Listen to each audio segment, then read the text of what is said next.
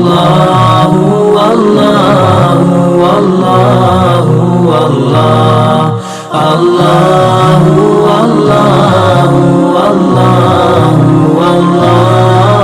اللہ اللہ اللہ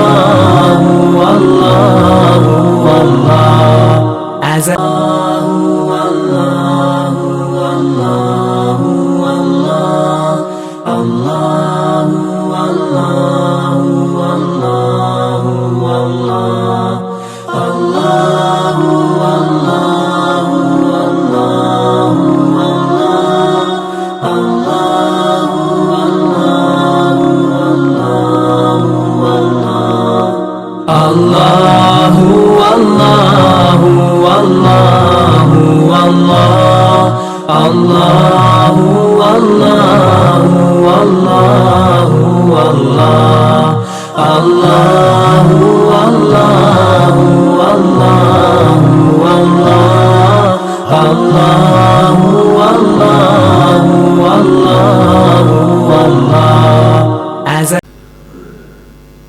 ماشاءاللہ بڑی عمدہ گفتگو مختصر وقت میں محترم ڈاکٹر صاحب نے پیش فرمائی ہے۔ اب ہمیں جہاں قرآن پاک کی عمدہ پیشکاری کو، اچھی تلاوت کے پہلو کو پیش نظر رکھنا چاہیے، وہاں ہماری محافل قراءت، عمدہ تلاوت کے لیے جو ہماری عوامی محافل قراءت ہوتی ہیں،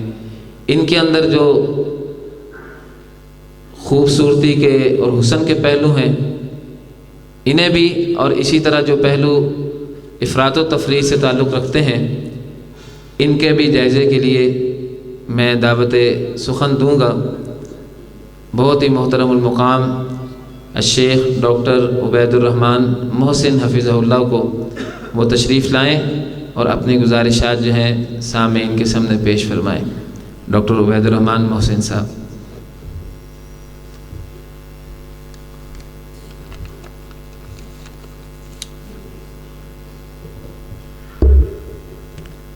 السلام علیکم ورحمۃ اللہ وبرکاتہ۔ الحمد للہ والصلاة والسلام علی رسول اللہ، اشہد ان لا الہ الا اللہ وحدہ لا شریک لہ واشہد ان محمدا عبدہ ورسولہ صلی اللہ علیہ وعلی آلہ وصحبہ وسلم، اما بعد، اعوذ باللہ السمیع العلیم من الشیطان الرجیم من ہمزہ ونفخہ ونفثہ، بسم اللہ الرحمن الرحیم، انا نحن نزلنا الذکر وانا له لحافظون۔ تمام مشائخ اور بالخصوص اپنے شیخ حضرت قاری محمد ادریس العاصم حفظ اللہ کی موجودگی میں ایک سبق ہی ہے جو میں پیش کر رہا ہوں یا سنا رہا ہوں، اللہ تعالیٰ توفیق نصیب فرمائے۔ محفل عربی زبان کا لفظ ہے، حفل سے، حفل الماء واللبن، اس کا ایک معنی ہوتا ہے جمع ہونا، ای اجتماع الماء مع اللبن۔ حفل کا ایک اور معنی ہوتا ہے الاہتمام بالشیء والمبالاة به، کسی چیز کا خاص اہتمام کرنا، اس پہ فوکس کرنا، توجہ دینا۔ اور اس کا ایک تیسرا معنی ہوتا ہے کثرت۔ اس معنی میں ناقۃ حافلہ اس اونٹنی کو کہتے ہیں تو کثرت سے دودھ دیتی ہو، اسی طرح شاۃ حافلہ۔ تو گویا حفلہ کے جو بنیادی معنی ہیں ان سے یہ پتہ چلا کہ محفل قراءت سے مراد ایسی گیدرنگ، ایسا اجتماع ہے جس میں اہتمام کے ساتھ، توجہ کے ساتھ، خاص کوشش کے ساتھ قرآن مجید کی تلاوت کو پیش کیا جائے۔ ڈاکٹر حمزہ مدنی صاحب حفظہ اللہ نے میری یہ ڈیوٹی لگائی تھی کہ جو اس کی اس بات کے حوالے سے عہد نبوی کی چند مثالیں ہیں وہ بھی پیش کر دیجیے گا، تاکہ ان معترضین کے لیے ایک مسکت جواب ہو جائے جو محافل قرات پر بعض دفعہ اعتراضات کرتے ہیں۔ صحیح بخاری میں ایک بڑی خوبصورت محفل قرات کا تذکرہ ہے۔ جناب ابن عباس رضی اللہ تعالی عنہ اس حدیث کے راوی ہیں، کہتے ہیں قرأ النبی صلی اللہ علیہ وسلم النجم، اللہ کے نبی علیہ الصلاۃ والسلام نے سورہ نجم کی تلاوت کی، سجد معہ المسلمون والمشرکون والجن والانس، یہ صحیح بخاری کے الفاظ ہیں۔ تمام مسلمانوں نے، تمام مشرکین نے، جنوں نے اور انسانوں نے بھی اس محفل میں اللہ کے پیارے نبی علیہ السلام کی تلاوت سن کے آپ کے ساتھ سجدہ کیا تھا۔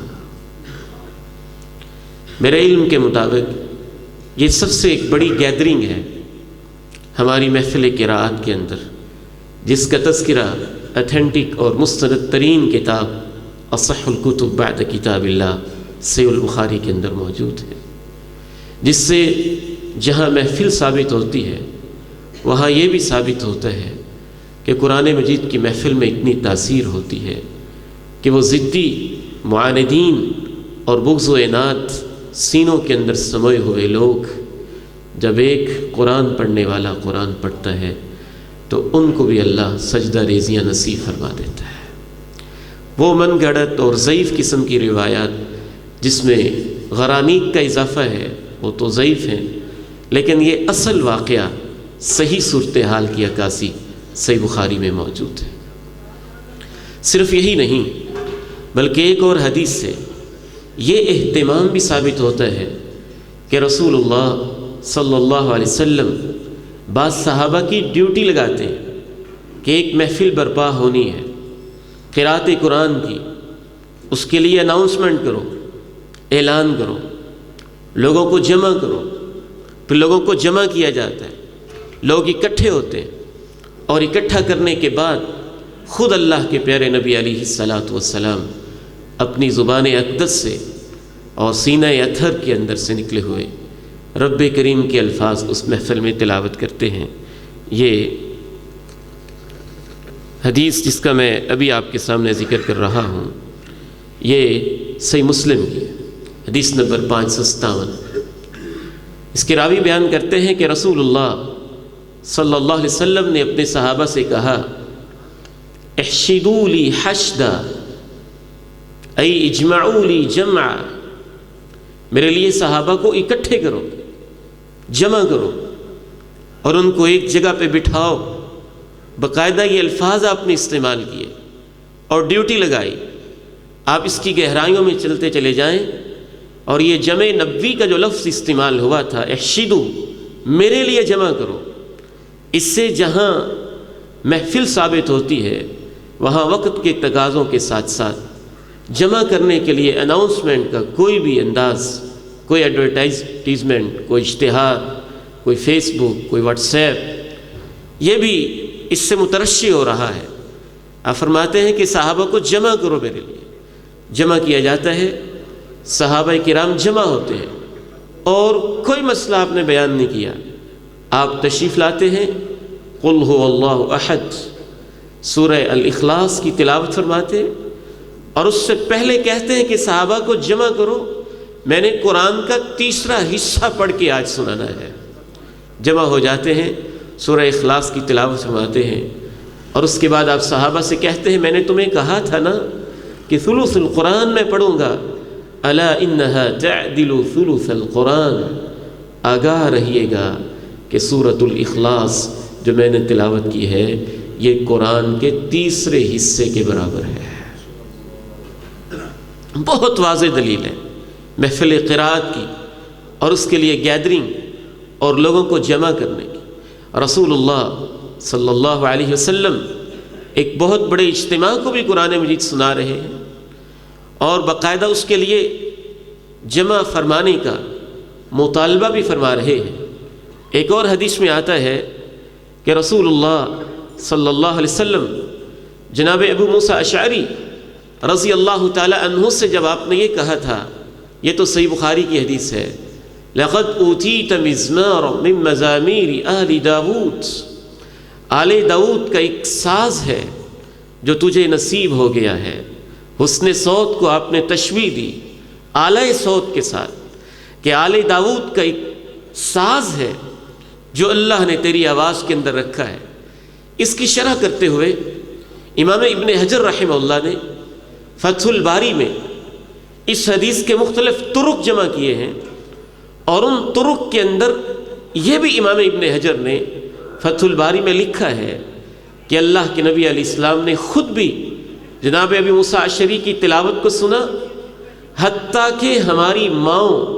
ازواج مطہرات امہات المومنین نے بھی جناب ابو موسیٰ اشعری رضی اللہ تعالیٰ عنہ کی تلاوت کو سماعت کیا تھا۔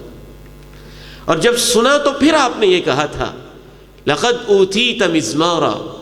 من مزامیر اہل داود۔ معترضین کو یہ بات ذہن میں رکھنی چاہیے، حسن قرات کی ایک محفل تو ایسی ہے جس کا اللہ نے اپنے قرآن میں تذکرہ کیا ہے، قل اوحی الی انہ استمع نفر من الجن وقالوا انا سمعنا قرآنا عجبا یہدی الی الرشد فآمنا به۔ جنوں نے بھی اس محفل سے استفادہ کیا، اور اللہ رب العزت کو محفل قرات پسند آئی، اور اسے قیامت تک کے لیے اللہ رب العزت نے اپنے قرآن کا حصہ بنا دیا، اور اس محفل کی مناسبت سے اور ان کے سامعین کے مناسبت سے اس سورہ کا نام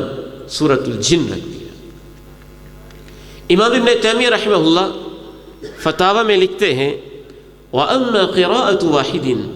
وَالْبَاقُونَ يَسْتَمِعُونَ لَهُ فَلَا يُكْرَهُ بِغَيْرِ خِلَافٍ وَهِيَ مُسْتَحَبَّةٌ وَهِيَ الَّتِي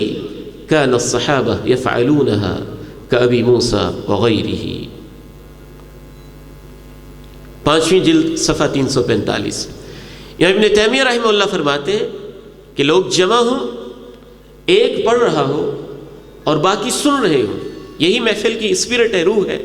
اسے ہی محفل قرات کہتے ہیں۔ باقی جمع ہوں اور ایک پڑھ رہا ہو، جو مختلف صورتیں ہیں ان میں سے اس صورت کے اندر تو امت کے کسی شخص کا کوئی اختلاف ہی نہیں ہے۔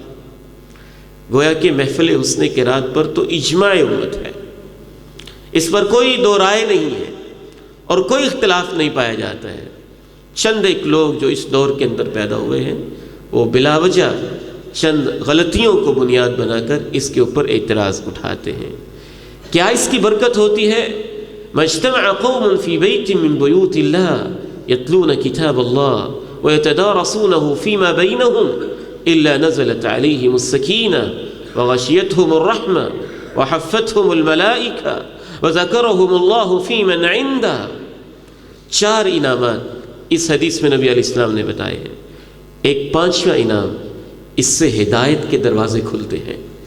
اس محفل قرات کو یاد کیجئے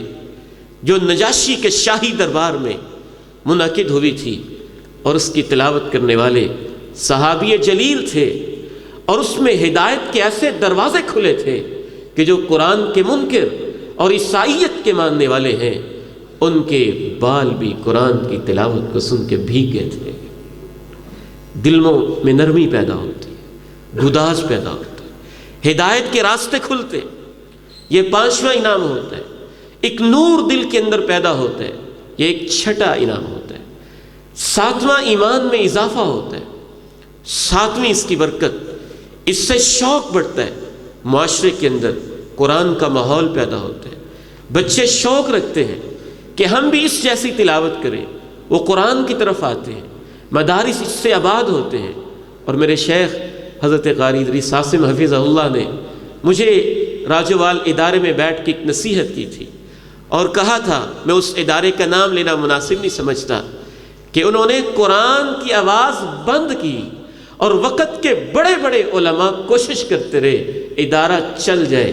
آج تک وہ ادارہ دوبارہ نہیں چل سکا ہے۔ اور مجھے تو یہ محسوس ہوتا ہے کہ دینی مدارس میں رونق اور برکت ان حافظ بچوں کی وجہ سے، قراء کرام کی وجہ سے، اور قرآن کی تلاوت کی وجہ سے ہوتی ہے۔ اور میرے والد محترم رحمہ اللہ مجھے کہا کرتے تھے کہ بیٹا،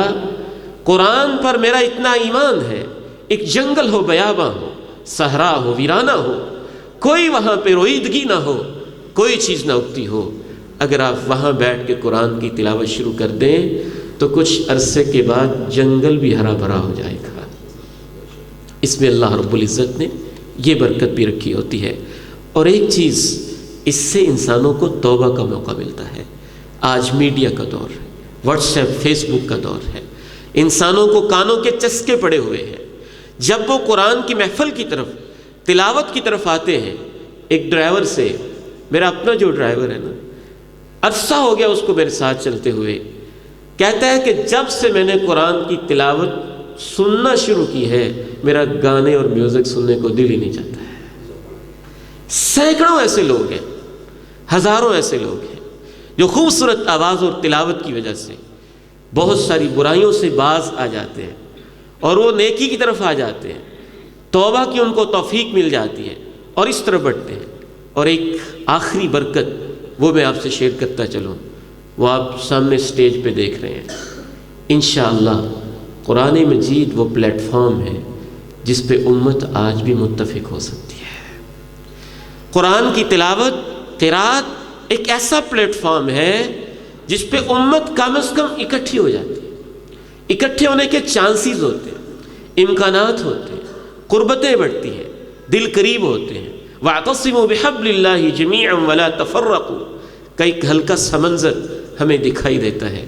آخری 2-3 منٹ کے اندر چند وہ باتیں جو شاید کچھ آپ کو کڑوی بھی لگیں،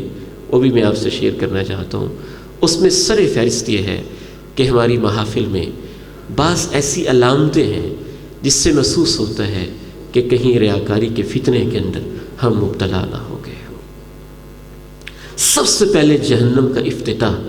اس قاری قرآن سے کیا جائے گا جو اپنی شہرت اور داد حاصل کرنے کے لیے محافل میں قرآن کی تلاوت کرتا تھا۔ افتتاح ہی اس سے ہوگا۔ فتنہ دجال سے بڑھ کر یہ فتنہ ہے ریاکاری۔ مجھے کچھ طلبہ پوچھ رہے تھے کہ ہم استادی اخلاص کیسے پیدا کریں؟ یہ خیال تو آ ہی جاتا ہے، اتنے سارے لوگ ہیں، داد مل رہی ہو اور تعریف کے ڈونگرے برس رہے ہوں اور سب کچھ ہمارے ساتھ ہو رہا ہو۔ میں نے کہا بیٹے آپ یہ ذہن میں رکھا کریں، یہ تو چھوٹے موٹے لوگ ہیں، میں جب تلاوت کرتا ہوں تو عرش معلیٰ پہ اللہ بھی بیٹھ کے میری تلاوت سن رہا ہوتا ہے۔ آپ یہ سوچیں کہ اللہ سن رہے، ما اذن اللہ لعبد ما اذن،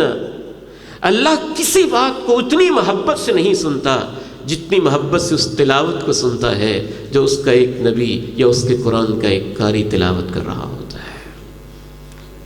آسمانوں میں شہرتیں ہوتی ہیں، ذکرہم اللہ فی من عندہ،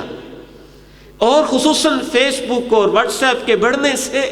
اور سوشل میڈیا کے ذرائع سے یہ شہرت طلبی کا فتنہ کچھ زیادہ ہی رگو ریشے کے اندر سرایت کرتا جا رہا ہے۔ آپ یہ ذہن میں رکھیں